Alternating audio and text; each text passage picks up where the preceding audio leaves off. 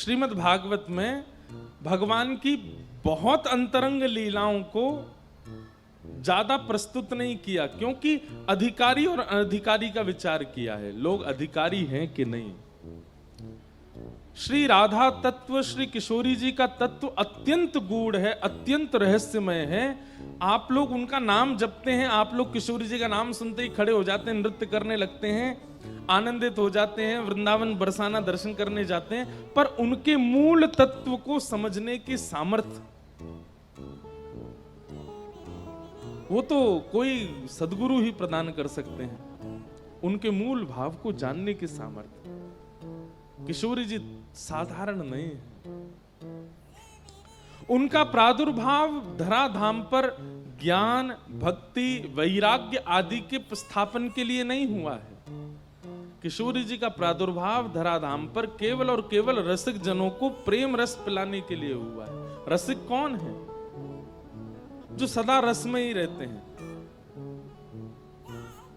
जिनके लिए ठाकुर जी की द्वारिका लीला, ठाकुर जी की ऐश्वर्य लीला प्रधान नहीं है। ठाकुर जी की बाल लीला, ठाकुर जी की भाव लीला, जो इसी में ही रमे रहते हैं। हमारे हितरवंश महाप्रभु कहते हैं, हित चतुरासी जी का पहला पद, जोई जोई प्यारो करे सोई मोहे भावे, जोई जोई प्यारो करे सोई मोहे भावे, जोई जोई प्यारो करे सोई मोहे भावे, जोई जोई प्यारो करे सोई मोहे भावे। देखो कैसा समर्पण। बोले मुझे तो वही भाता है जो मेरा प्यारो करता है, उसके अतिरिक्त मेरे मन को प्रिय लगने वाली कोई बात नहीं है। जो श्याम सुंदर कर रहे हैं, जो मेरे प्यारे कर रहे हैं, वो मुझे सब प्रिय है। भावे मोहे जोई सोई सोई करे प्यारे, भावे मोहे जोई सोई करे। अब ऐसे भाव वालों के लिए हैं श्री किशोरी जी। ये वृंदावन के ब्रज के अंतरंग भाव, इनमें सबका प्रवेश नहीं हो पाता। अत्यंत गूढ़मय, अत्यंत रहस्यमय भाव हैं ये ब्रज के। हे मोको तो भावती ठौर प्यारे के नैनन में,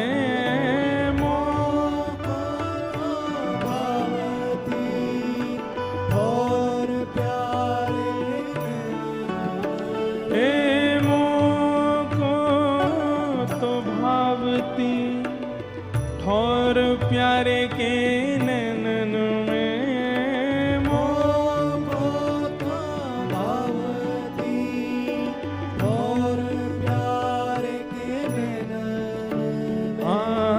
प्यारो भयो चाहे मेरे नैनन को तारे, प्यारो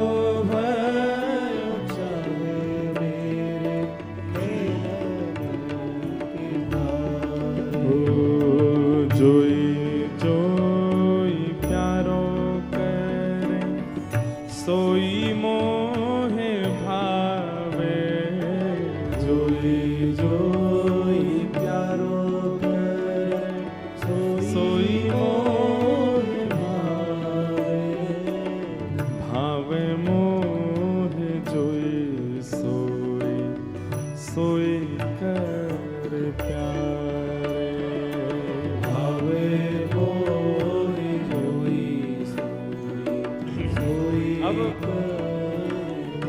ब्रज का भाव कैसा है? श्यामा श्याम दोनों सघन वन में विहार कर रहे हैं, और विहार करते करते किशोरी जी की चूनर एक वृक्ष के कांटे में इरज गई है, अटक गई है, फंस गई है। और जैसे ही किशोरी जी की चुनर फंसी है, उस चुनरी को सुलझाने के लिए श्याम सुंदर गए हैं। लेकिन जैसे ही श्याम सुंदर वहां गए हैं, श्याम सुंदर की काली कमली भी वही में इरज गई है। किशोरी जी भी इरज गई, ठाकुर जी की कमरी भी इरज गई। अब दोनों एक ही वृक्ष के पास खड़े हैं। सब सखियां दूर से निहार रही हैं, और दूर से निहार करके कई सखी कह रही, अरे ये दोनों श्याम सुंदर और किशोरी जी की देखो चुनरी और कमरी फंस गई है, चलो जाके याकू सुलझाए दो। तब बाकी सखी कह रही हैं, अरे तू काई को आगे जा रही है, तू रहने दे, इरजी रहने दे। इन दोनों ने इरजे दो सुरझत नाही, दोनों इरज गए हैं, सुलझ नहीं रहे हैं। गोपियां कह रही हैं, अरे ये दोनों अगर सुलझ जाएंगे तो कोई कहीं को जाएगा, कोई कहीं को, और फिर इनको देखवे के काजे सघन कुंज के भीतर जानो पड़ेगा। अच्छा है ना ये यहीं इरझे रहे, ताकि हम लोग यहीं बैठ कर के अपने नेत्रन से इनकी रूप माधुरी को दर्शन करते रहे। इरझे दो सुरझत नाही, इरझे रहने दो इनको, ताकि जब तक इरझे रहेंगे तब तक नेत्रों को दिखते रहेंगे। बंधुओं, जैसे हम संसारी जीवों के लिए दर्शन के लिए सुंदर माहौल का होना, सुंदर दृश्य का होना आवश्यक है, ऐसे ही ब्रज के रसिकों के लिए प्रिया प्रियतम ही दर्शन के अधिकारी हैं। नेत्रों से केवल उनको देखते हैं। जैसे हम संसारी जीव कानों से कोई भी संगीत गीत सुनने के इच्छुक होते हैं, ब्रज के रसिक जन कानों से केवल और केवल प्रिया प्रियतम के भाव सुनते हैं। हम संसारी जीवों को अपने जिह्वा से ना जाने कितने रसों के आस्वादन की इच्छा होती है, पर ब्रज के रसिक जन वे तो केवल प्रिया प्रियतम के प्रेम विलास का ही आस्वादन करते हैं। उनकी इंद्रियां और किसी भोग भाव में नहीं रहती हैं। ऐसेों के लिए किशोरी जी का प्रादुर्भाव हुआ है। इसलिए संसार के लोगों के लिए किशोरी जी का श्रवण करना, स्मरण करना, ध्यान करना, ये सब ठीक है, पर उनको समझने की कोशिश भी मत कीजिए, क्योंकि वो तो रसिकों की चर्चा है, रसिकों को ही रहने दीजिए उसमें। क्योंकि अगर आप समझने का प्रयास करोगे तो इतना संसार जीवन में आ चुका है, किशोरी जी को समझने जाओगे तो अपराध बनेगा, आप समझ नहीं पाओगे। इसलिए जितना आचार्य चरण कभी कभी बता देते हैं व्यास मंचों से अपने प्रवचनों में, उतना बहुत है। जोई जोई प्यारो कर सोई मोहे भावे, जोई जोई प्यारो कर सोई मोहे भावे। हे जय श्री हित हरिवंश हंस हंसिनी सावल गौर। जय श्री हित हरिवंश हंस हंसिनी सावल। जय श्री हित हरिवंश हंस हंसिनी श्यामल गौर। जय श्री हित हरिवंश हंस हंसिनी श्यामल। अब देखो हित हरिवंश महाप्रभु क्या कह रहे हैं, बोले जय श्री हित हरिवंश हंस हंसिनी श्यामल गौर।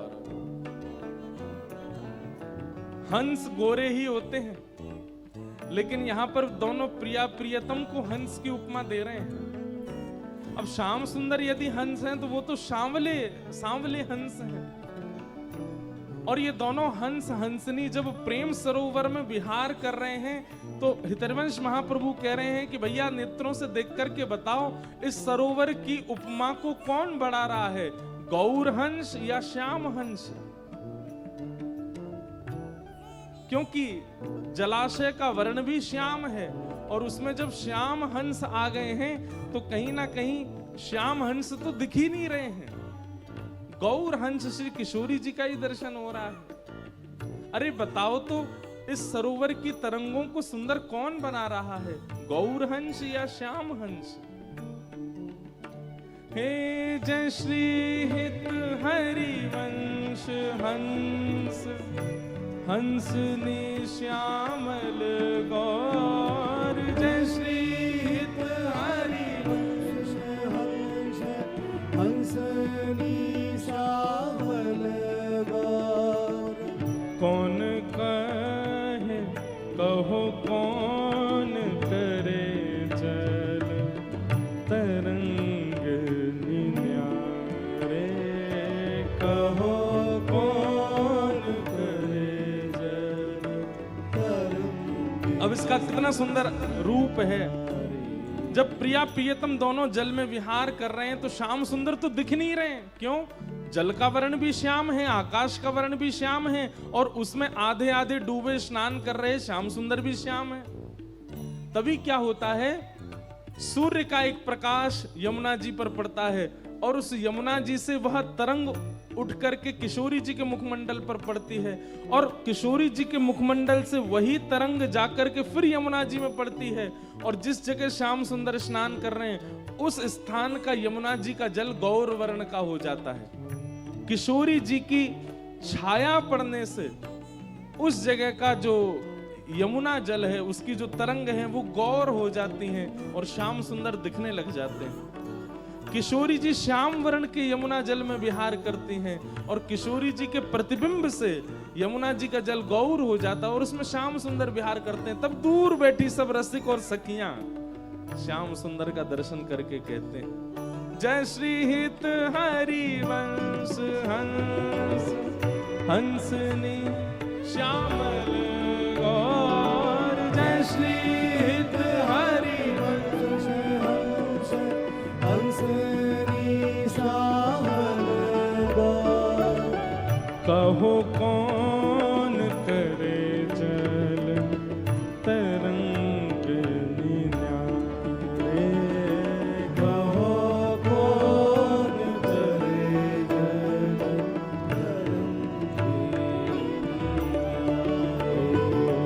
जोई जोई प्यारो करे, सोई मोहे भावे। जोई जोई प्यारो करे, सोई मोहे भावे। आम भावे मोहे जोई, सोई कर प्यारे। भावे मोहे जोई, सोई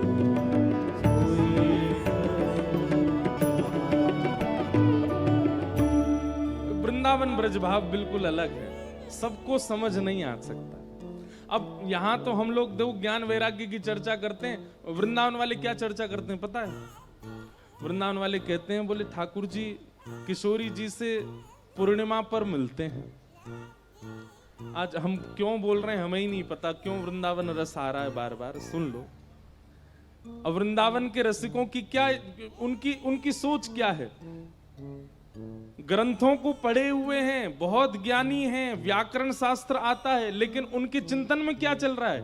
चिंतन में ये चलता है ठाकुर जी और किशोरी जी रोज मिलते हैं जी, रोज मिलते हैं, तो पूर्णिमा पर मिलते होंगे तो ठाकुर जी दिखते होंगे, लेकिन पूर्णिमा के बाद जैसे ही चंद्रमा घटने लग जाता होगा किशोरी जी को ठाकुर जी दिखते कैसे होंगे?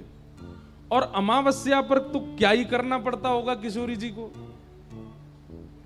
अमावस्या पे ठाकुर जी तो मिलते हैं अमावस्या को भी, अब अमावस्या को तो ठाकुर जी अंतर ध्यान हो जाते होंगे। किशोरी जी को कहनी पड़ती होगी श्याम सुंदर ने हंसो, दांत दिखेंगे तो पता चलेगी तुम कहां हो। अब ये चिंतन है ब्रजवासियों का। तभी एक हमारी कथा की श्रोता, उसने इतना सुंदर भाव प्रस्तुत किया इस पर। बोले महाराज जी हमें ऐसा लगता है कि अमावस्या के दिन किशोरी जी जब व्याकुल होती होंगी ना, तो किशोरी जी के चित्त की व्याकुलता प्रकृति को अनुभव हो जाती है, वायु को, जल को, थल को, अग्नि को, इन सब को अनुभव हो जाता। अरे किशोरी जी व्याकुल हो रही हैं, तब प्रकृति जुगनुओं को भेजती होगी, जाओ किशोरी जी के पास, और तब उड़ते हुए जुगनू आते होंगे और किशोरी जी के सन्मुख जैसे ही जुगनू आते होंगे, किशोरी जी एक एक जुगनू को उठा करके ठाकुर जी के, अब जुगनू में कितना प्रकाश होता है, एक जगह जुगनू बैठता है तो केवल उतनी जगह का ही प्रकाश होता है, अनेक जुगनू आ गए। किशोरी जी व्याकुल हैं, श्याम सुंदर दिख नहीं रहे, तभी जुगनुओं का भंडार उड़ता हुआ आया और किशोरी जी के सन्मुख मानो जैसे थाल में मोती आ गए हो कि श्रृंगार करो। और किशोरी जी एक एक जुगनू को उठा रही हैं, एक को कान पे बैठाया तो यहां से कान दिखने लगे, एक को मुकुट पर बैठाया तो यहां से मुकुट दिखने लगा, मोतियों के ऊपर सजाया तो मोती दिखने लगे, गाल पर भी दो दो बैठा दिए तो गाल भी दिखने लगे। यहाँ जो पत्रावली ठाकुर जी बनाते हैं उन पर भी एक एक ऐसे जुगनू आसपास छोड़ दिए, वो बैठ नहीं रहे हैं, वो आगे पीछे थोड़े ऐसे उड़ रहे हैं, ठाकुर जी का मुखमंडल दिखे।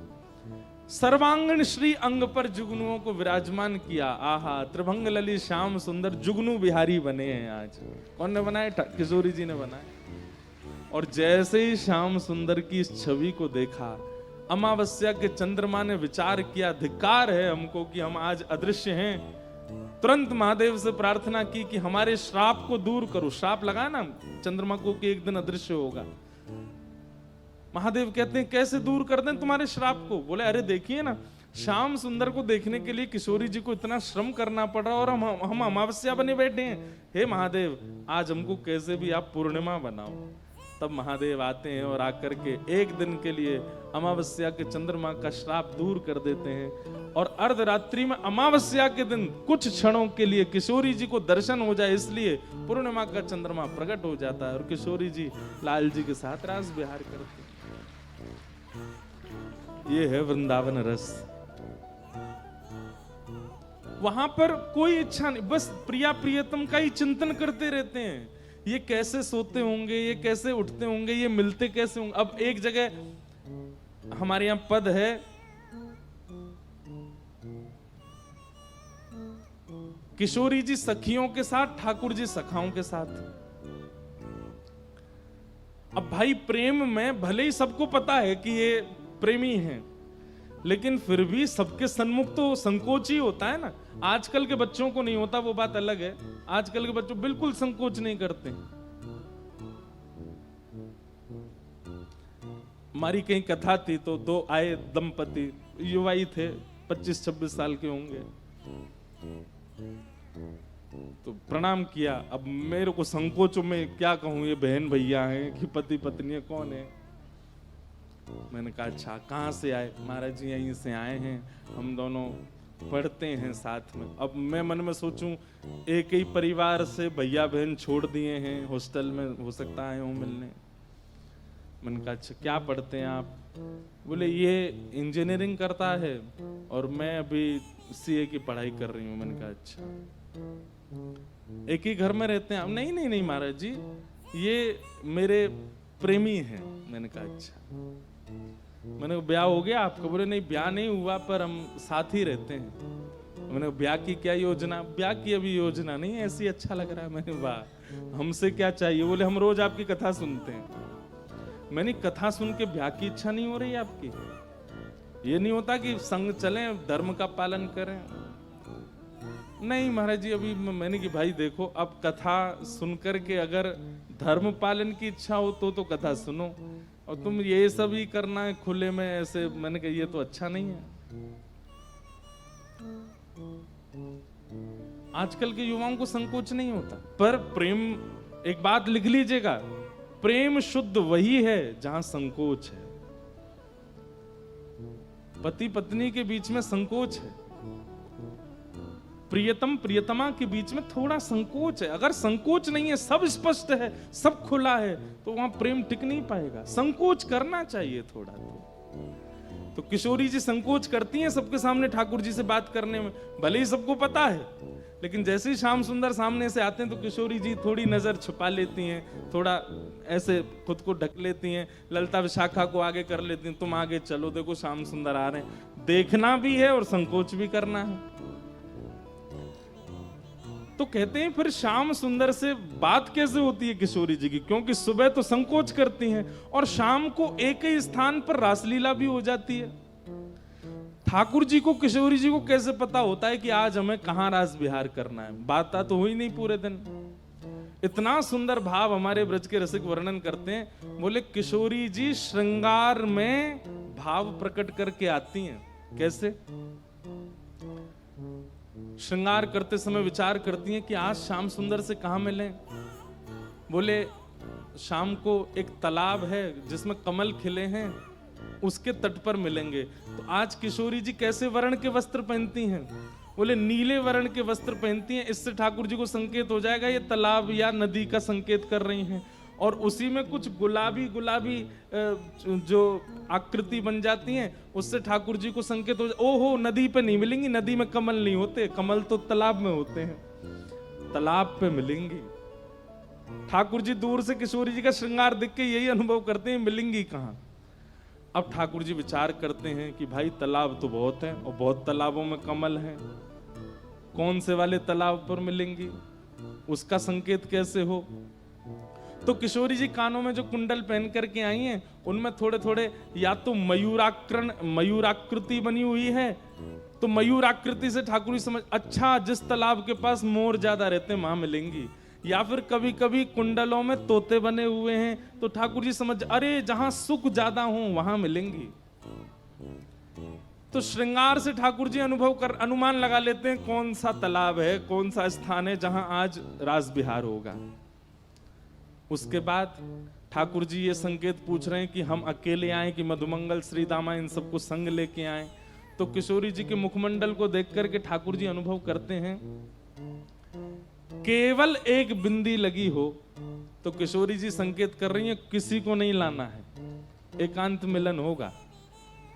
और यदि खूब पत्रावली बनी है महाराज, एक एक पत्रावली की भी 4-4 पत्रावलियां बनी हुई हैं, खूब सारी पत्रावली, और यहाँ पर खूब सुंदर सुंदर कपोल पर सुंदर चंदन की आकृति बनी है। तो ठाकुर जी समझ आज तो महाराज होएगा, मधुमंगल श्री दामा को ठाकुर आज तैयार रह जाइयो, रात में आनो है। देखो किशोरी जी ऐसो भरो श्रृंगार करके आई हैं, या तो संकेत कर रही हैं कि आज शाम को रास विहार होएगा। और जिस दिन किशोरी जी को नहीं मिलना होता उस दिन अटपटे तो वस्त्र पहने आती हैं, बहुरंगी वस्त्र, नीले गुलाबी हरे बैगनी। ठाकुर जी सोच में पड़ जाते हैं भैया क्या संकेत कर रही हैं, समझ में ही नहीं आ रहा। और मुखमंडल पर एक भी पत्रावली नहीं होती। अब ठाकुर जी सोच रहे हैं कि भाई ये क्या संकेत है। और उस दिन सबसे बड़ा संकेत क्या होता है, किशोरी जी ठाकुर जी को देखती ही नहीं है, निहारती नहीं है। ठाकुर जी समझ जाते हैं आज मान कर गई है भैया, ये तभी कोई संकेत नहीं है। फिर ठाकुर जी मान लीला को भंग करने के लिए कुछ ना कुछ योजना बना। अब ये प्रिया प्रियतम का सुख विलास है जिसमें वृंदावनी सदा रमे रहते, बड़े बड़े ज्ञानी, बड़े बड़े वैरागी, बड़े बड़े विरक्त छके रहते हैं ऐसे भावों में। इसके लिए किशोरी जी का आगमन हुआ। इसलिए रुक्मणी कृष्ण विवाह का प्रसंग भागवत जी में कहा गया, क्योंकि इसमें आप सब प्रवेश कर सकते हो। प्रिया प्रियतम के सुख विलास में सबका प्रवेश नहीं हो सकता। तो रुक्मणी जी के साथ ठाकुर जी का विवाह हुआ। आज तो भैया सूर्य नारायण बहुत ही जोर से चमक रहे हैं आकाश में, सब बहुत परेशान हो रहे हो, चिंता मत करो, अभी छटपट कथा पूरी करते हैं। नहीं पजर जाओगे सबरे, ब्रजभाषा में जलने को बोलते हैं पजर गए हो। क्या बोले? पजर गए हो। तो भगवान के रुक्मणी जी के साथ में विवाह हुआ, क्योंकि मूल तत्व तो नारायण है, नारायण का विवाह लक्ष्मी से होता है। दूसरा विवाह ठाकुर जी का जामवती के साथ हुआ, तीसरा विवाह सत्यभामा के साथ हुआ। अच्छा एक बात बोले, आपको तो फिर भी इतने का हवा लग रही होगा, हमारे तो एसी बंद ही पड़े हैं, पता नहीं क्या हो गया इनको। अब हम ऐसे तो बोल नहीं सकते ठीक करो, तो ऐसे ही बता रहे हैं।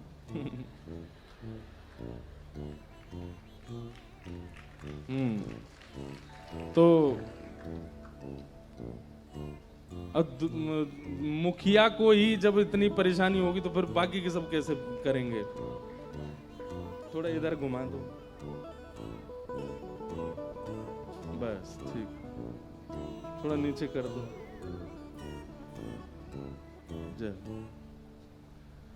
तो क्या बता रहे थे, हाँ, अब जब तक ब्रज की बात चल रही तब तक नहीं लगी हमको गर्मी, जैसे ही वहां से वापस आए तो लगा कि एसी तो चले ही नहीं रहे हैं। रुक्मणी जी के साथ में विवाह हुआ, दूसरा विवाह ठाकुर जी का जामवती के साथ, तीसरा सत्यभामा के साथ, चौथा कालिंदी यमुना के साथ। भगवान के बंधुओं, ये अष्ट प्रमुख विवाह हैं, बहुत ध्यान से सुनिएगा। ये 8 पत्नियां कौन कौन हैं? 5 तो प्रकृति हैं, पृथ्वी, अग्नि, जल, वायु, आकाश, और 3 जो हैं ये भीतर की प्रकृति है, मन, बुद्धि और अहंकार। ये भगवान की अष्टपटरानियां हैं। ठाकुर जी ने देखा जाए तो विवाह नहीं किया है, अपनी ही बनाई हुई प्रकृति पर अपने नाम छोड़ दिए। जैसे हम प्रॉपर्टी खरीद लेते हैं, बहुत दिनों तक वो लावारिश पड़ी रहती है, लेकिन जब दिखता है दूसरों की नजर पड़ रही है तो फिर हम उसकी बाउंड्री करवा के बाहर लिखवा देते हैं, ये अमुक व्यक्ति की प्रॉपर्टी है। ठीक वैसे ही ये पंच तत्व बाहर के, पृथ्वी, अग्नि, जल, वायु, आकाश, और 4 तत्व हमारे भीतर हैं। 5 बाहर, 4 भीतर। 4 भीतर कौन से हैं? मन, बुद्धि, चित्त और अहंकार, अंतःकरण चतुष्ट है। इनमें चित्त तत्व जो है ये परमात्मा है, तो बच्चे भीतर के 3 और बाहर के 5। ये भगवान की अष्टपटरानियां। ठाकुर जी ने प्रकृति से विवाह किया। रुक्मणी जी जो हैं ये अग्नि तत्व हैं, यमुना जी जो हैं ये जल तत्व हैं, कालिंदी। सत्यभामा जो हैं ये पृथ्वी तत्व हैं। इसीलिए भौमासुर नाम के राक्षस को मारने के लिए ठाकुर जी गए, जो कि पृथ्वी का ही बेटा है। तो जब भौमासुर का जन्म हुआ तो पृथ्वी ने कहा, नाथ मेरे पुत्र को कभी मत मारना, क्योंकि किसी ज्योतिषी ने कहा कि आप उसे मारोगे। तब भगवान बोले, जब तक तुम नहीं कहोगे तब तक नहीं मारेंगे। पृथ्वी ही भगवान की पत्नी सत्यभामा बनकर के आई, और जब भगवान भौमासुर को मारने के लिए गए तो सत्यभामा ने ही आज्ञा दी, बोले नाथ इसको मार दीजिए। तब भगवान बोले तुमसे ही आज्ञा चाहिए थी, और भगवान ने भौमासुर का वध किया। तो पृथ्वी तत्व कौन? सत्यभामा। इस प्रकार ये अष्ट प्रकृति भगवान की अष्टपटरानी।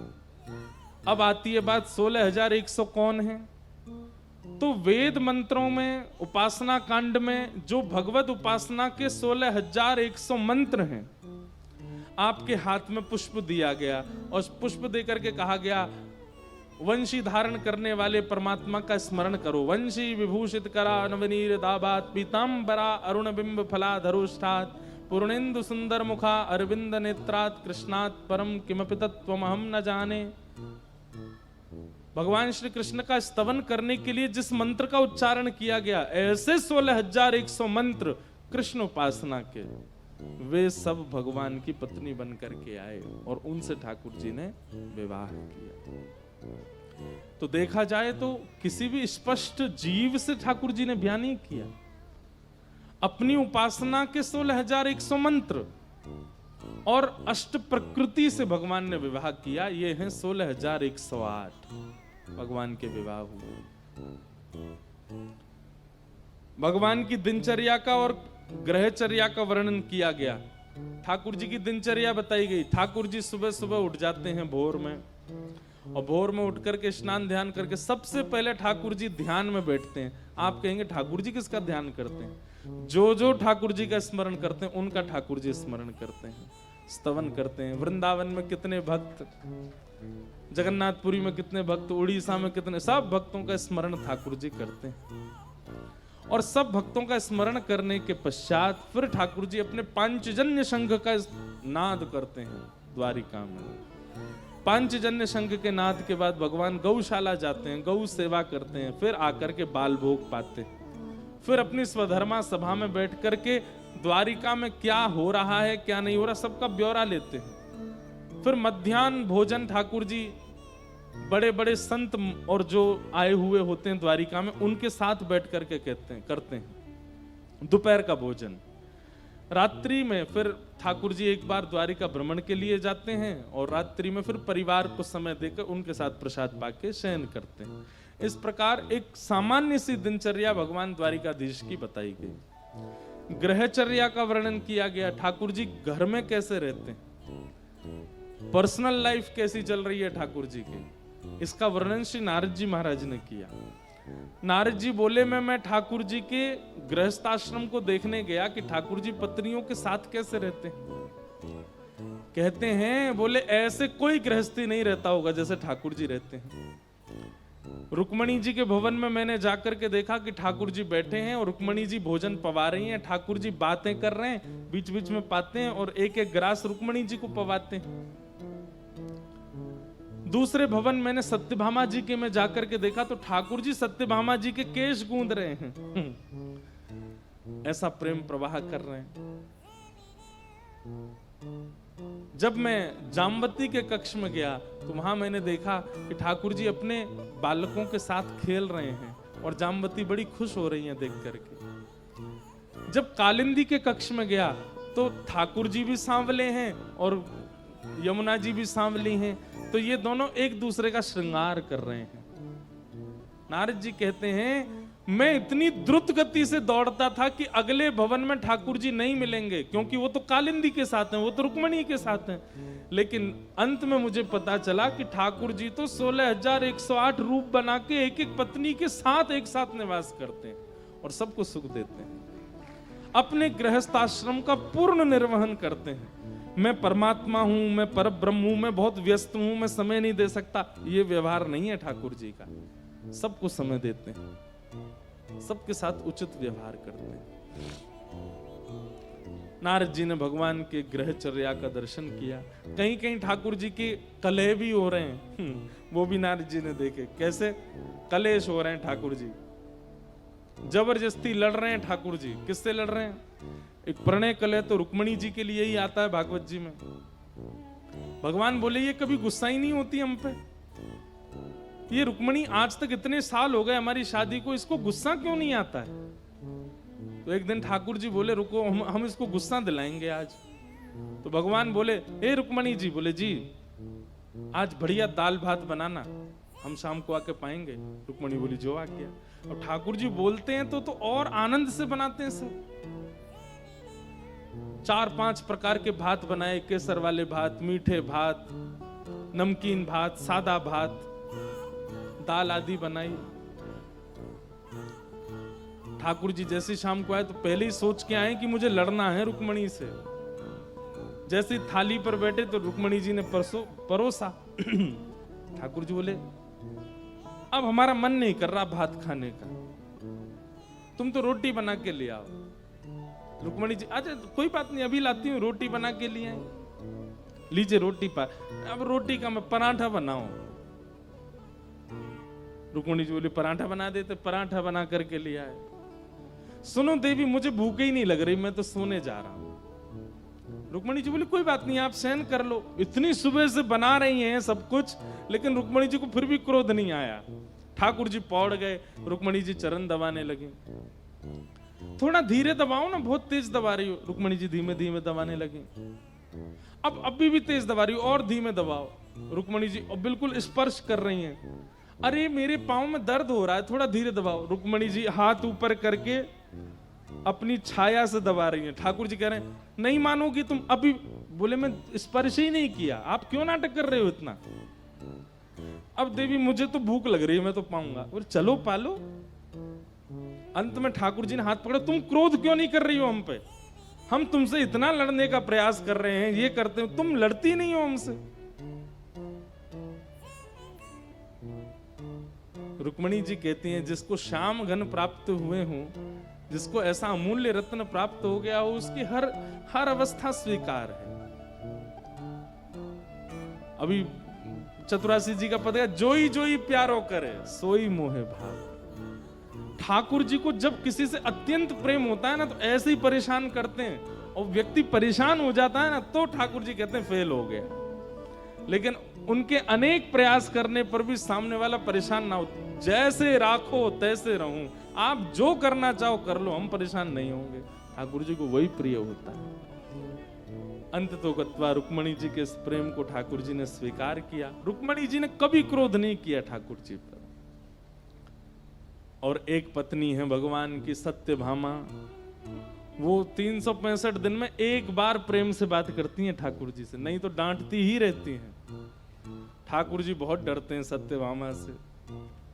लेकिन ठाकुर जी कह रहे हैं भैया गृहस्थ आश्रम, जैसे एक पत्नी में जितने गुण होते हैं ना, भगवान की 16,000 पत्नियों में अलग अलग हैं। एक गुण रुक्मणी में, एक गुण सत्यभामा में, एक गुण जाम्बती में, एक गुण कालिंदी में। लेकिन ठाकुर जी कहते हैं सर्व गुण होने चाहिए गृहिणी में। उससे भय भी होना चाहिए, उसके प्रति प्रेम भी होना चाहिए, उसके प्रति सम्मान भी होना चाहिए, उसके प्रति आदर भी होना चाहिए, उसके प्रति दासत्व का भाव भी होना चाहिए, उसके प्रति प्रभुत्व का भाव भी होना चाहिए। सब भाव भगवान अपने गृहस्थ आश्रम में जी रहे हैं, आनंद कर रहे हैं। तभी पांडवों ने राजसूय यज्ञ किया, भगवान को आमंत्रित किया। ठाकुर जी जरासंध के यहां गए, जरासंध को वध करवा करके भीम से 20,000 राजकुमारों को वहां बंदी थे, वहां से मुक्त करवा करके राजसूय यज्ञ में गए। और वहां जाकर के राजसूय यज्ञ में आने वाले लोगों के पादुका उठाने की सेवा ठाकुर जी ने की।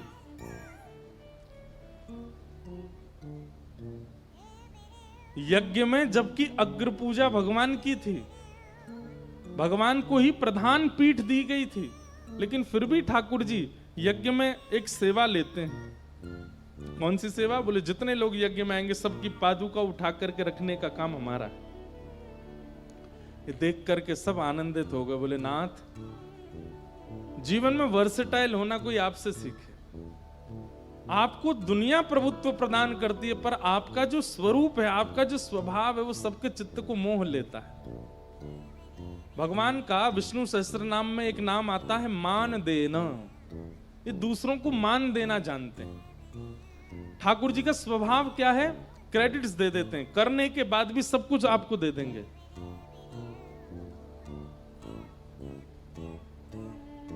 मैं कहूं मैंने 7 दिन कथा सुनाई, मेरी कथा सुन के एक व्यक्ति के जीवन में परिवर्तन हो गया। जगन्नाथ जी मंद मंद मुस्काएंगे, हम बे तेरी कथा से हुआ है। अरे हमारी इच्छा नहीं होती तो तू बोल पाता? हमारी इच्छा नहीं होती तो तेरे जीव में स्वर आ पाता? हमारी इच्छा नहीं होती तो वो सुन पाता? हमारी इच्छा नहीं होती तो वो परिवर्तन कर पाता? लेकिन अच्छा है तुम सब सारे क्रेडिट ले लेते हो। करते सब ठाकुर जी हैं, पर हम लोग अपनी पीठ थपथपाते हैं कि हमने किया। ठाकुर जी का स्वरूप कैसा? मान देना, सबको मान देते, अमानी ना मान देना। और स्वयं कैसे? मान रहित, कभी मान नहीं चाहते। ऐसे श्री कृष्ण राजसूय यज्ञ में गए, तभी वहां शिशुपाल भगवान को गालियां देने लगा। 100 से ऊपर गाली जैसे ही दी शिशुपाल ने, भगवान के सुदर्शन चक्र ने शिशुपाल का सर धड़ से अलग कर दिया। शिशुपाल का वध किया ठाकुर जी ने। यहां पर महाभारत की योजना बन गई। भगवान ने बहुत प्रयास किया कि युद्ध ना हो। ये बात याद रखिएगा। कई लोग मेरे से आके कहते हैं, बोले ठाकुर जी गीता में बार बार अर्जुन को कहते हैं तू युद्ध कर, तू युद्ध कर। बोले भगवान उसको चेता रहे हैं कि तू लड़। ऐसे परमात्मा जो लड़ने के लिए कहते हैं। मैंने कहा गीता से पहले की महाभारत सुनी है आपने? कितनी बार ठाकुर जी ने रोकने का प्रयास किया। स्वयं शांति दूत बन करके गए दुर्योधन के पास और जाकर के कहा कि दुर्योधन युद्ध में सार नहीं है। कितने बालक अनाथ हो जाएंगे, कितनी माताएं विधवा हो जाएंगी, युद्ध मत करो, 5 गांव दे दो पांडवों को, हो गया काम। लेकिन दुर्योधन कहता है सुचग्रैवेन दास्यामि बिना युद्धेन केशव, सुई के नोक के बराबर जमीन भी बिना युद्ध के नहीं दूंगा। इसलिए जब मोह हुआ अर्जुन को कि ये अपने हैं, इनको मैं कैसे मारूं, तब भगवान कहते हैं उसने ये विचार नहीं किया कि तू अपना है, तू क्यों विचार कर रहा है। मैंने इतनी बार समझाया दुर्योधन को कि युद्ध नहीं करना चाहिए, लेकिन तब भी नहीं मानता है। और तू यहां पर कायरों की तरह अब कहता है कि मैं युद्ध नहीं करूंगा। अरे अर्जुन, युद्ध ना करना यह पक्ष तो मेरा था, लेकिन इस पर तुम्हें पहले ही हाथ खड़े कर देने चाहिए थे कि मैं युद्ध नहीं करूंगा। अब पूरी सभा बन गई है, युद्ध मैदान तैयार हो गया है, बीच में रथ खड़ा है, और अब तुम कह रहे हो युद्ध नहीं करूंगा। इससे तो तुम कायर साबित हो गए, इसलिए युद्ध करो। बंधुओं, ठाकुर जी का एक बहुत अच्छा फॉर्मूला है। क्या? आगे का पहले ही विचार करके सावधान हो जाओ। अगर पहले सावधान नहीं हुए और आगे पहुंच चुके हो तो फिर वहां से वापस मत आओ, आगे चलो। समझ में आई बात? आगे का पहले ही विचार करके सावधान हो जाओ, सावधानी बरतो। लेकिन पहले सावधान नहीं हुए और आगे बढ़ चुके हो तो अब पीछे मत आओ, अब आगे ही बढ़ो। और आगे और सावधानी कैसे रख सकते हैं उसको करने का प्रयास करो। ठाकुर जी कहते हैं कुछ गलत करने से पहले सोच लिया करो कि इसका परिणाम क्या होगा।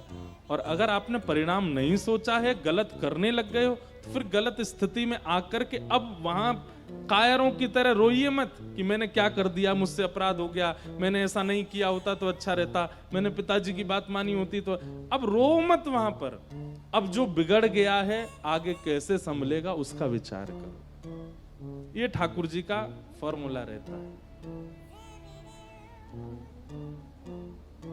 स्थिति से बचने वाले और भागने वाले ठाकुर जी को प्रिय नहीं है। स्थिति में डट कर के युद्ध करने वाले, उससे जूझने वाले, उसको सॉल्व करने वाले ठाकुर जी को प्रिय होते हैं। भगवान ने अर्जुन के साथ वो करके दिखाया। महाभारत का युद्ध आदि सब हुआ। फिर भगवान के परम भक्त श्री सुदामा जी का चरित्र आया। कृष्णस्यासीत् सखा कश्चित् ब्राह्मणो ब्रह्मवित्तमः विनक्तेन्द्रियार्थेषु प्रशांतात्मा जितेन्द्रिय। भगवान के एक परम सखा हैं जिनका नाम है श्री सुदामा जी महाराज। सुदामा जी 3 गुणों से युक्त हैं। बहुत ध्यान से सुनिएगा, सखा में 3 गुण होने चाहिए। थोड़ी देर और सुनो। वाह अपने आप ही बरस रहे हैं। वो जब किसी के यहाँ जाते हैं ना, वो ऐसे घुमा के पटाखे फोड़ते हैं। ऐसे कथा के विश्राम में जगन्नाथ जी फोड़ रहे हैं ऊपर से, कहां से आ रहे हैं। तो भगवान के परम सखा श्री सुदामा जी में 3 लक्षण हैं। विरक्तेंद्रिय, प्रशांतात्मा, जितेंद्रिय। अगर ठाकुर जी के प्रति किसी का सख्य भाव है, आप जगन्नाथ जी को अपना सखा मानते हो, तो 3 लक्षण आपके अंदर होने चाहिए। सबसे पहला विरक्तेंद्रिय, अपनी इंद्रियों को केवल और केवल भगवत प्रसाद ही प्रदान करो। कितनी इंद्रियां हैं शरीर में? 10। आंख, नाक, जीव, कान, त्वचा, मुख, हाथ, पैर और 2 गुप्त इंद्रिय। इन 10 इंद्रियों को केवल भगवत आस्वादन कराओ, ये प्रथम लक्षण। मतलब अगर कोई कितना भी अच्छा गा रहा है लेकिन भगवत संकीर्तन नहीं है, मत सुनिए। कोई कितना भी अच्छा बना रहा है लेकिन भगवत प्रसाद नहीं है, मत पाइए। कोई कितनी भी सुंदर जगह ले जा रहा है लेकिन उस सुंदर स्थान पर ठाकुर जी नहीं है, तो मत देखिए। भगवत विमुख कोई भी वस्तु का आस्वादन अपनी इंद्रियों को मत करवाइए। और गलती से अगर किसी ऐसी वस्तु का आस्वादन होता है, तुरंत नेत्र बंद करके उस वस्तु में ठाकुर जी का भाव रखो। बिना भगवत प्रसाद के, प्रसाद का मतलब केवल जीव से ही भगवत प्रसाद लेना नहीं होता, प्रत्येक इंद्रिय से भगवत प्रसाद। हम देखें भी केवल भगवत भक्तों को, हम सुने भी केवल भगवत भक्तों को, हम पावें भी केवल भगवत भक्तों को, हम मिलें भी भगवत भक्तों से, हम जाएं भी भगवत स्थानों पर। किसी ने डोंगरे जी महाराज से पूछा, 2 गुप्त इंद्रियों से भगवत भजन कैसे हो सकता है? इन इंद्रियों से तो हम कर सकते हैं, पर जो गुप्त इंद्रिय अशुद्ध अपवित्र इंद्रियां हैं, उनसे भगवत भजन कैसे हो? और आप कहते हैं कि समस्त इंद्रियां अर्पित करो ठाकुर जी को। इतना सुंदर उत्तर दिया डोंगरे जी महाराज ने। महाराज जी कहते हैं, बोले जैसे सुबह उठते ही घर की माताएं पूरे घर को स्वच्छ करती हैं, झाड़ू लगाती हैं, पोंछा करती हैं, बिस्तर संवारती हैं, जो भी खराब है घर में सबको ठीक करती हैं, ठीक वैसे ही ये देह देवालय है। इस देह में जगन्नाथ जी विराज रहे हैं, मेरे अंदर ठाकुर जी रहते हैं। इस भावना से अपने तन के मल और मूत्र का परित्याग करके अपने देह को अंदर से स्वच्छ बनाने की भावना, ये गुप्त इंद्रिय से भगवत भजन है। प्रत्येक इंद्रिय भगवत भजन में लग सकती है। आप सुबह जा ही रहे हैं स्नान आदि शौच के लिए, बस उस समय ये विचार करके चले जाओ कि ये देह देवालय है, जगन्नाथ जी इसमें विराजते हैं, मेरा हृदय ही श्री मंदिर है, वहीं पर ही जगन्नाथ जी बैठे हैं, इसके आसपास जो भी अपवित्रता है मैं उसको स्वच्छ करने के लिए प्रस्थान। इस भावना से आप स्नान आदि शौच के लिए जाओगे तो वो भी भजन है। एक भी इंद्रिय भगवत विमुख भाव में ना रहे, ये सखा का पहला लक्षण होना चाहिए। विरक्त इंद्रिय। श्री हितरवंश महाप्रभु जी का आज स्मरण हुआ। उनकी एक लीला कथा आती है कि हितरवंश महाप्रभु बाल्यकाल से ही ठाकुर जी का महाप्रसाद पाते थे। छोटी सी अवस्था में अगर ठाकुर जी को बिना निवेदित किए जल भी उनकी मां ने पिलाया तो अत्यंत प्यासे हरिवंश बालक भी उस जल को नहीं पीते थे। पहले प्रिया प्रियतम का भोग लगाओ तब पीऊंगा, नहीं तो नहीं पीऊंगा। एक बार की बात, बड़ी मधुर लीला है कि हरिवंश बालक अपने माता पिता के पास सोए थे, रात्रि की बात, छोटे से हैं अभी। तो रात में कभी कभी बालक उठ जाते हैं, रोते हैं, भूख लगती है उनको। ऐसे ही हरिवंश जी उठ गए, रोने लगे, मुझे तो भूख लगी है, मुझे बहुत जोर की भूख लगी है, कुछ खिलाओ। तो इनके पिताजी व्यास मिश्र, अरे बालक तू रात में क्यों रो रहा है? अरे लाला सो जा, सुबह उठ जाएगा फिर तेरे को भोग लगा के पवाएंगे। अब तू बिना भोग के पावे नहीं, रात में ठाकुर जी शयन कर रहे हैं, उनका भोग कैसे लगेगा? सो जा। नहीं नहीं मुझे तो भूख लगी है, कुछ पाना है, मुझे तो कुछ पाना है। तो इनकी माताजी गई और रसोई से कुछ सामग्री ले आई। सामग्री लाई तो इन्होंने दूर कर दी, नहीं पहले भोग लगाओ। अब बोले ठाकुर जी को उठाएंगे रात को, रात के 12-1 बजे होंगे, उस समय घड़ी तो नहीं थी पर घनघोर रात्रि हो रही थी, और अब ठाकुर जी को उठा के कैसे भोग लगाएंगे? लेकिन बालक इस बात को कैसे समझे? वो तो बाल हटे, रोवे सो रोवे, मुझे तो पाना है, मुझे तो पाना है, और भगवत प्रसाद ही पाना है। तो हरिवंश जी की रोने की आवाज ठाकुर जी को सुनाई दे गई और सोते भये श्याम सुंदर उठे। उनके उनके उनके पिताजी के सेवा के ठाकुर जी श्री राधा मोहन जी, युगल सरकार। तो ठाकुर जी उठे, उठ करके श्री जी को उठा रहे, श्री जी उठो। श्री जी कह रहे कहा भयो? देखो ना हरिवंश बालक रो रहा है। क्यों रो रहा है? बोले ये इसको भूख लगी और ये हमारे प्रसाद के अलावा कुछ पाता नहीं, रात में कोई प्रसाद है नहीं। किशोरी जी बोली अब कहा करें? तो ठाकुर जी के बगल में बंटा भोग रखा था, ठाकुर जी ने बंटा भोग उठाया, खोल करके किशोरी जी को पवा में, स्वयं पावे, और दोनों अपने अपने अधर से छिवा करके थोड़ा थोड़ा वहां में छोड़ते जाएं। जैसे बादाम है, थोड़ा ठाकुर जी खावे, थोड़ा किशोरी जी खावे, फिर बचा हुआ छोड़ दे। फिर कुछ मखाने खावे स्वयं, किशोरी जी खावे में छोड़ दे में, मिश्री खावे, किशोरी जी खावे में छोड़ दे में। मतलब अपना भोग लगा लगा करके बंटा भोग में छोड़ रहे हैं। किशोरी जी बोली उसको तो प्यास भी लगी, अब पानी। बोले जल्दी ते अपने पांव लटकाओ नीचे। तो बिस्तर के नीचे किशोरी जी ने पांव लटकाए, तो ठाकुर जी झारी जी लेके किशोरी जी के चरण धोने लगे, और फिर अपने पांव लटका के अपने चरण भी धोए, और धो करके एक पात्र में ले लिए, और बंटा भोग और पात्र दोनों पर्दा के बाहर पधरा दिए ठाकुर जी ने। छोटे से ठाकुर जी हैं। अब किशोरी जी बोली अब इनको कैसे पता चले कि हमने भोग लगा दिया? पास में घंटी रखी थी, ठाकुर जी ने घंटी बाहर फेंक दी, गिरी। अब जैसी घंटी गिरी तो व्यास मिश्र जी बोले अरे मंदिर से घंटी की आवाज आई, देखियो कोई चूहा तो नहीं। जैसे ही भीतर जाकर के देखा तो ठाकुर जी की घंटी नीचे पड़ी है, और सामने बंटा भोग खोले हैं, और सारे जो भी प्रसाद हैं बंटा भोग में, उन सब पर ठाकुर जी की दतुइयां के चिन्ह बने हुए हैं, और सामने पात्र में जल भरा है, उस जल में चंदन केसर आदि युक्त है। और जैसे ही पर्दा नेक हटाए के देखो तो किशोरी जी और ठाकुर जी दोनों मूर्तिमंत होकर के लेट गए। लेकिन दोनों के चरणों में जल के कुछ कुछ बिंदु पड़े हैं। ये देख करके व्यास मिश्र जी भावुक हो गए कि हमारे लाला को भूख लगी तो ठाकुर जी सचल होकर के भोग लगा रहे हैं और जल प्रदान कर रहे हैं कि उसको पवाओ। ऐसे श्री हितरवंश महाप्रभु, आप प्रसाद लेने का नियम ले लीजिए। बंधुओं, एक दिन ऐसा आएगा आप ऐसी जगह फंसेंगे जहां प्रसाद नहीं मिलेगा और आप पूरे दिन व्याकुल रहेंगे, तब देखना ठाकुर जी प्रसाद लेकर के आएंगे और आपको पवाएंगे, क्योंकि आपके प्रसाद का नियम है। इसलिए प्रथम ये नियम ले लीजिए कि जो भगवत विमुख वस्तु है उसका आस्वादन नहीं करना है।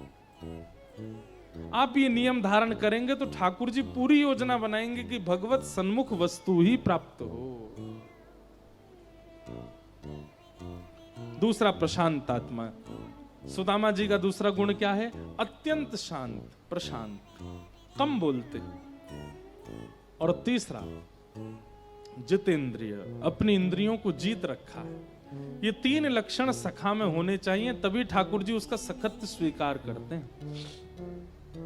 सुदामा जी महाराज पत्नी के बहुत हट करने पर द्वारिका गए। भगवान ने जाकर के खूब सत्कार आदर किया। अंत में सुदामा जी महाराज को इंद्र की संपदा प्रदान करती। बोलो भक्तवत्सल भगवान की। श्री सुदामा जी का मंगल चरित्र सुनाया गया। यदुवंशियों के संहार की कथा सुनाई गई। भगवान अपने बालकों को एक बात समझाते हैं, बहुत ध्यान से सुनिएगा। 5 चीजों का जीवन में होना और इन 5 के साथ एक छठवीं वस्तु का ना होना नाश का कारण बनती है। कौन कौन सी 5 चीजें? ध्यान से सुनो। रूप, रूप का होना, सुंदरता होना और इसके साथ में सत्संग ना होना। सुंदरता है और जीवन में सत्संग नहीं है तो आप अपनी सुंदरता का दुरुपयोग करोगे। दूसरा, यौवन, युवावस्था का होना और सत्संग का ना होना, बिगड़ने के पूरे चांस होते हैं। तीसरा, संपत्ति, बहुत संपत्ति होना और सत्संग का ना होना, ये नाश का कारण बनता है।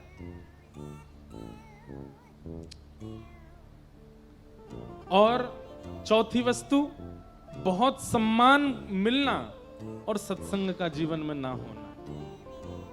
बहुत सम्मान मिलता है, जहां जाते हैं लोग बाग आपको पूछते हैं, आपके संग फोटो खींचते हैं, आपके पैर छूते हैं, लेकिन आपके जीवन में सत्संग नहीं है। तो ये सारी स्थितियां आपको ऊंचा तो उठाएंगी, लेकिन सत्संग ना होने के कारण एक दिन बहुत नीचे गिरा भी सकती हैं। माधवदास जी का बहुत अच्छा एक चरित्र आता है ना, जगन्नाथपुरी के माधवदास जी, उनकी इतनी यश हो गया था पूरे जगन्नाथपुरी में, उनकी भक्ति का, उनकी सेवा का, उनके भाव का, उनकी विद्वत्ता का, कि वो जहां से निकलते थे ऐसे लोग पुष्प की पूरी लड़ी बना देते थे। अब माधवदास जी का नियम था, वो 3 बार दर्शन करने जगन्नाथ जी के जाते थे, सुबह, मध्याह्न में और रात्रि में।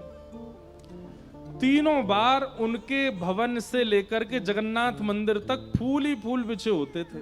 माधवदास जी कहते नहीं थे किसी को, पर पुरी के लोग उनका सम्मान करते थे। तो माधवदास जी को लगता था, भाई ये बहुत ज्यादा सम्मान होता है मेरा, और अति सम्मान होने से कभी कभी अपच हो जाती है, सम्मान का अपच हो जाता है। क्या करें? तो बोले भैया मीठा ज्यादा खा लिया हो तो नमकीन खा करके उसको स्टेबल कर लेना चाहिए। तो माधवदास जी का इतना सम्मान हो गया कि माधवदास जी बोले, अब मेरा अपमान कैसे हो, ऐसा मैं क्या करूं जिससे मेरा अपमान हो। अब वैष्णव हैं, अब चाह कर के भी वैष्णव ऐसा कुछ नहीं कर सकता कि उसका अपमान हो। लेकिन माधवदास जी ने एक युक्ति सोची। माधवदास जी भिक्षा याटन करते थे, भिक्षा मांग करके पाते थे। अब एक तो होता है कि द्वार पर खड़े होकर के आप भिक्षा मांगो, भीतर से लोग आटा दाल चावल देते हैं, लेकिन माधवदास जी की भिक्षा कैसी होती थी? 5 के 5 घरों में 56 भोग बने हैं। बोले आज माधवदास जी यहीं कहीं आएंगे, हमारे घर में पाएंगे। माधवदास जी कहते थे हमें भिक्षा दे दो। अरे भीतर पधारो, चौकी चांदी की लगी, सोने की थाली, उसमें पवाते।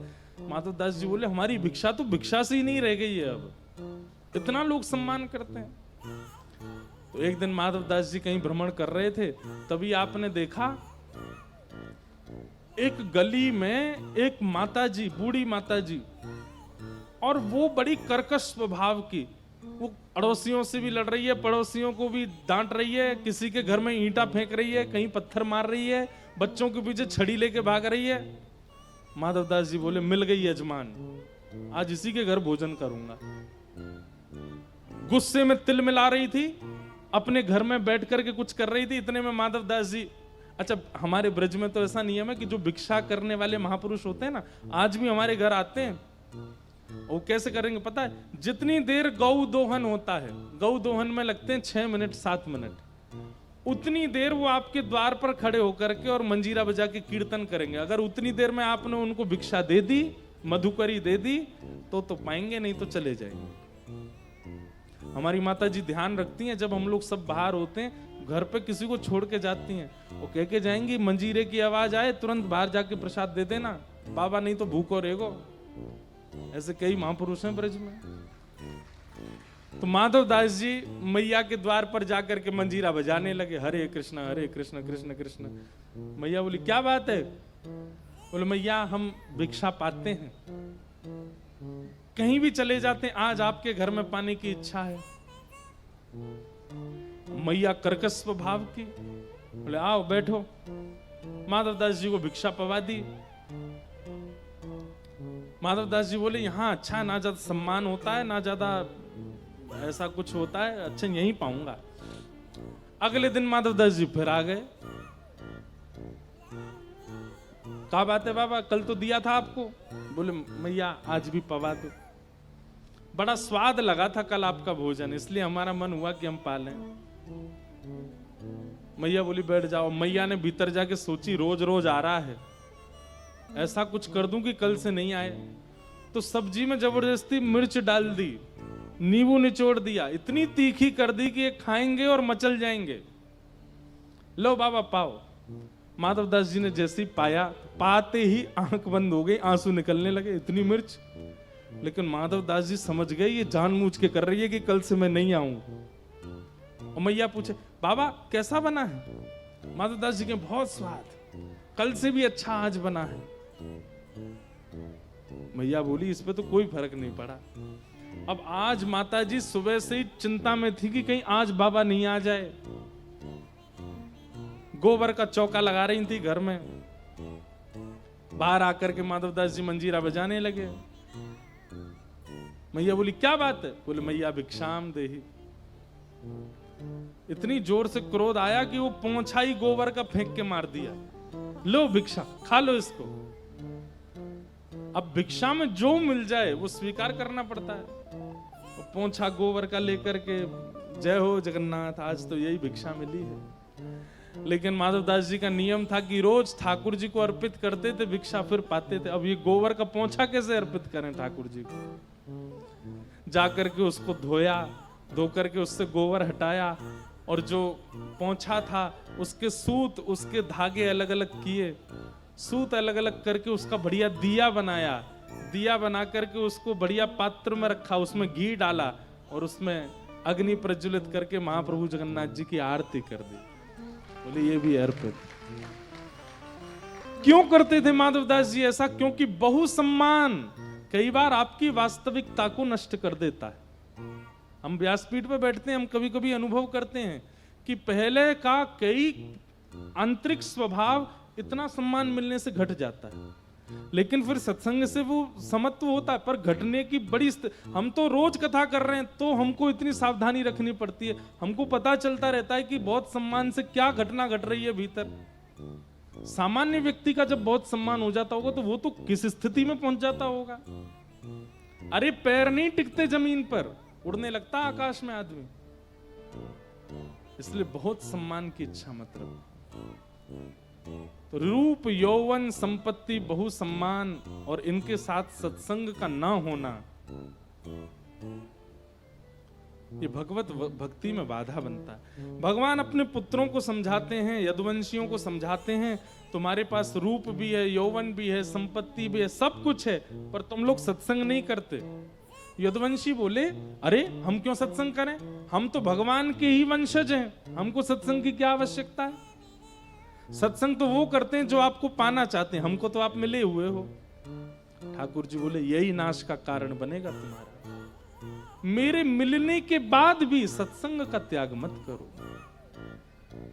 ध्रुव जी को भगवान मिले, उसके बाद दर्शन देने के बाद ठाकुर जी ने कहा 36,000 वर्ष के लिए जाओ और जाकर के सत्संग करो।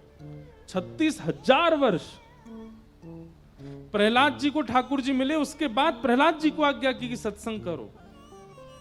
अरे कपिल भगवान तो स्वयं कर्दम ऋषि के यहां जन्मे हैं, लेकिन फिर भी कर्दम ऋषि को आज्ञा देते हैं कि जाओ सत्संग करो। इसका मतलब क्या है, ठाकुर जी का दर्शन भी वह परिवर्तन आपके चित्त में नहीं कर पाएगा जो सत्संग कर देगा। इसलिए सत्संग का त्याग कभी मत करना। अच्छा चलो सब चीज छोड़ो, हनुमान जी को तो राम जी मिले हुए हैं, लेकिन फिर भी प्रभु चरित्र सुन वे को रसिया। अरे हनुमान जी के स्तवन में कहा जाता है, यत्र यत्र रघुनाथ कीर्तनम तत्र तत्र कृतमस्तकांजलिम बाष्पवारी परिपूर्ण लोचनम मारुतिम नमत राक्षसांतकम। हनुमान जी कहाँ हैं? बोले यत्र यत्र रघुनाथ संकीर्तनम। जहां जहां ठाकुर जी रघुनाथ जी की कथा कीर्तन चल रही होगी, हनुमान जी वहीं बैठे होंगे। जबकि राम जी तो उनके लिए हमेशा द्वार खोल के बैठे, जब चाहे हनुमान जी जा सकते हैं, लेकिन फिर भी हनुमान जी कथा चुनते हैं, दर्शन नहीं। सत्संग बहुत आवश्यक है। भगवान के यदुवंशियों ने नहीं मानी और इसी का कारण हुआ, संतों का अपमान किया और समस्त यदुवंशियों को एक लौह पिंड के द्वारा यदुवंश का विध्वंस होगा ऐसा श्राप लगा। लौह पिंड को घिस करके समुद्र में डाल दिया, एर का नाम की विषैली घास बन गया। यदुवंश युद्ध करते करते उस घास के संस्पर्श में आए और आपस में लड़ते झगड़ते हुए नष्ट हो गए। दाऊ दादा ने जब ये दृश्य देखा तो ठाकुर जी से कहा, लाला अब मैं तो लीला पूरी करके जा रहा हूं, मैं नहीं देख पा रहा हूं। ठाकुर जी बोले, आप चलो मैं भी आ रहा हूं। और श्री बलराम जी महाराज शेषनाग का रूप धारण करके क्षीर सागर में प्रविष्ट हो गए। बोलो बलराम जी महाराज की। भगवान ने कहा, जाते जाते मुझे ज्ञान उपदेश करना है। तभी भगवान प्रभाषित क्षेत्र में गए, वहां पर उद्धव को ठाकुर जी ने भागवत धर्म का उपदेश किया। इतना अद्भुत है भागवत धर्म। ठाकुर जी ने उद्धव जी महाराज के अनेक प्रश्नों के उत्तर देते हुए भागवत धर्म सुनाया। तत्पश्चात भगवान ने उद्धव को आज्ञा दी, उद्धव अब तुम बद्रीनाथ जाओ और वहीं निवास करो। साथ में मैत्री मुनि विराजमान थे, उनको भगवान ने आज्ञा की कि आप हरिद्वार जाइए और वहां मेरे परम प्रिय विदुर जी आएंगे, उनको आप ये कथा सुनाना। इस प्रकार भागवत धर्म को ठाकुर जी ने हम सब तक पहुंचाया।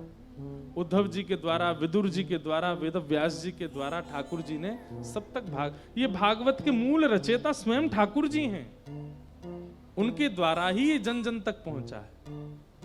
भगवान ने अंतिम भागवत धर्म का उपदेश किया। तत्पश्चात एक भेलिया ने बाण मार दिया, चरणों में आकर के लगा। भगवान ने कहा कि सब मेरी इच्छा से हो रहा है, तुम चिंता मत करो। वैकुंठ से एक विमान आया था ठाकुर जी को लेने के लिए। भगवान ने उसमें उस भेलिया को भेज दिया जिसने बाण मारा, बोले तुम जाओ। और ठाकुर जी एकांत में चले गए। उद्धव ने बार बार ठाकुर जी से कहा था कि नाथ कभी आपकी याद आएगी तो हम कहां जाएंगे। तब भगवान ने एक ज्योति का रूप धारण किया और 7 बार आकाश में भ्रमण किया और तिरोधाय प्रविष्टोयम श्रीमद् भागवतार्णवम। 7 बार आकाश में भ्रमण करके उद्धव को दर्शन दे करके ठाकुर जी श्रीमद् भागवत धर्म के उपदेश में आकर के विराजमान हो गए। और भगवान ने मानो संकेत किया है, कलिकाल में अगर मेरा साक्षात्कार करना है तो भागवत जी का श्रवण करो, भागवत ही मेरा स्वरूप है। यहां पर कहे गए प्रत्येक अक्षर श्री कृष्ण के रोए हैं, श्री कृष्ण की भुजा हैं, श्री कृष्ण के नेत्र हैं, नासिका हैं, कान हैं, अधर हैं, गर्भ है, चरण हैं।